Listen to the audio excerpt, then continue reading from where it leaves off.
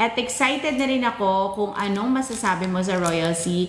Kaya ang kapalit lang po ng aming B1T1, balikan niyo po kami during live for your feedback. At pagka may time kayo, bisita kayo sa shop namin para magbigay din kayo ng review. Sana po yung review ninyo, yung hindi po siya, yung hindi po siya, tawag dito, yung 5-star lang. Sana meron din siyang mga pictures or mga sentences para pwede natin yang, ayan, agad-agad 4 minutes pa lang tayo naka-live, meron nang nagbuena mano. Sabihin niyo sa akin pag nag-done checkout na kayo para sasabihin ko sa inyo paano ginagamit ang Royal Sea. Ano ba ang dapat gawin pagka-checkout kapag nag-checkout kayo ng Royal Sea?